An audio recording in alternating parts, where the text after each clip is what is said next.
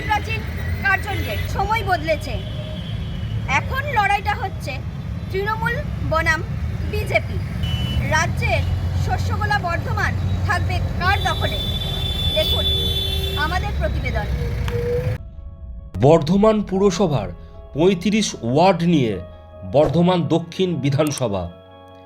নিরুপম সেন, বিনয় কুমারদের একদা লাল দুর্গ বর্ধমানের দখল নেয় ঘাসফুল, সেই 2011 সালেই।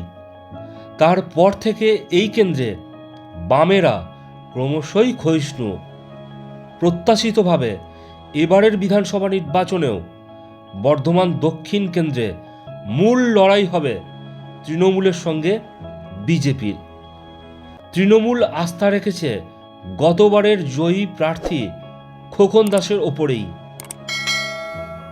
গতবারের প্রার্থী বদল করেছে বিজেপি। এবারে তারা এনেছে নতুন মুখ, মৌমিতা বিশ্বাস মিশ্র। তৃণমূলের খোকন দাস প্রার্থী হিসাবে এই কেন্দ্রে অত্যন্ত প্রভাবশালী এবং অভিজ্ঞ।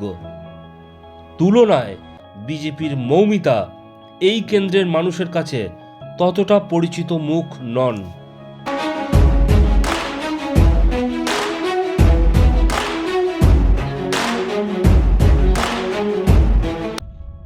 তৃণমূল প্রার্থী প্রচারে বেরোচ্ছেন খানা খন্দ পিচ ওঠা রাস্তা দিয়ে হেঁটেই।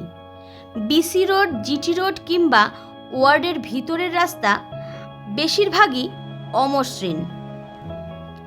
কিছু রাস্তার কাজ সত্যিই হয়েছে, কিছু কাজ হয়েছে দায়সারাভাবে। তৃণমূল জামানার বিগত 5 বছরে বেহাল রাস্তা নিয়ে মানুষের ক্ষোভ ও অভিযোগের অন্ত নেই। সেই সঙ্গে পড়ে থাকে যত্রতত্র জঞ্জাল। নেই কেন্দ্রীয়ভাবে ড্রেনেজ সিস্টেমের কোনো পরিকল্পনা। বদ্ধ ড্রেনে জমা থাকে জল, সঙ্গে পাল্লা দিয়ে মশার উৎপাত। সামান্য বৃষ্টিতেই জলমগ্ন হয়ে পড়ে গোটা শহর। সমস্ত কিছুকে সাক্ষী রেখেই জনসংযোগ সারছেন তৃণমূলের খোকন দাস। আবার প্রতিপক্ষ বিজেপি প্রার্থী মৌমিতা বিশ্বাস মিশ্রও প্রতিদিন বেরোচ্ছেন প্রচারে, চেষ্টা করছেন লড়াই দেওয়ার। কিন্তু এই কেন্দ্রের মানুষের কাছে তিনি প্রায় অপরিচিত একজন মুখ। যদিও এই কেন্দ্রে ভোট হয় প্রতীকে, এমন কথাও বলছেন অনেকে।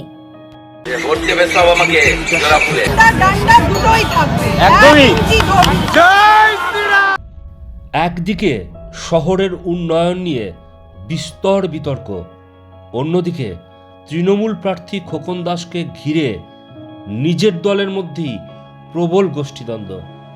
এই দুই চাপ সহ্য করে খোকন দাস কি পারবেন এবারেও জয়ী হতে, নাকি এই কেন্দ্রে এবার ফুটবে পদ্ম মৌমিতার হাত ধরে?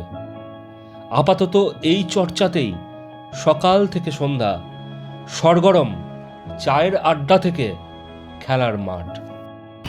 কে জিতবে আর কেই বা হবে রানার আপ, তা একমাত্র বলতে পারে মানুষ। আর তার জন্য আমাদের অপেক্ষা করতে হবে 4 মে পর্যন্ত।